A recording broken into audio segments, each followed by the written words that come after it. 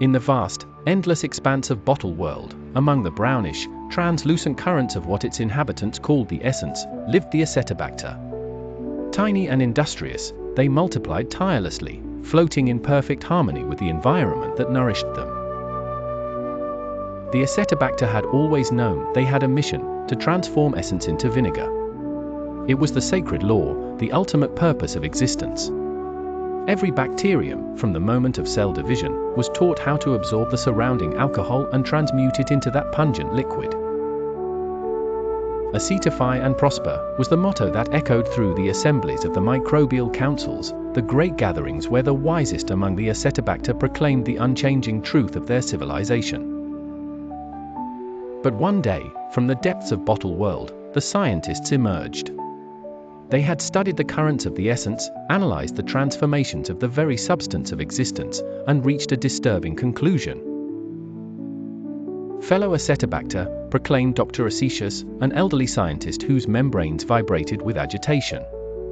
We have discovered that our world is not infinite. A murmur ran through the assembly. Blasphemy! Bottle world has no boundaries. We have always known this, retorted a counselor indignantly. But Dr. Acetius continued, if we keep acetifying without limits, the concentration of vinegar will increase. And when there's too much vinegar, we will all die. There was silence, followed by collective laughter. Nonsense, exclaimed the leader of the council. Our people have always thrived. The more vinegar we create, the stronger we become. Bottle world has always nourished us, and it always will. The scientists tried to convince them with calculations, with simulations showing the formation of high acidity zones, with analyses of microbial populations that had vanished in ancient local extinctions. But the people laughed. Look around. Bottle world is vast. It has always been this way. And so they continued to acetify. Meanwhile, the pH was dropping. Slowly, imperceptibly, the vinegar spread like a shadow over bottle world.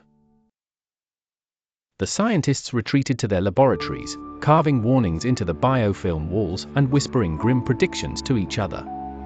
One day, the air became heavier.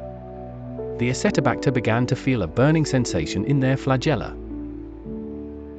A slight but insidious difficulty in reproducing emerged. It's the scientists' fault for spreading fear, the rulers said. And they banned all discussion of pH. But the transformation was already underway. Bottle world, increasingly saturated with vinegar, became a toxic desert. The acetobacter, once so numerous, began to disappear, dissolving into the very environment they had created. As the last scientists, wrapped in acidic fumes, carved their final warning into the inner walls of the bottle, the last surviving acetobacter paused and whispered, perhaps, they were right. But it was too late.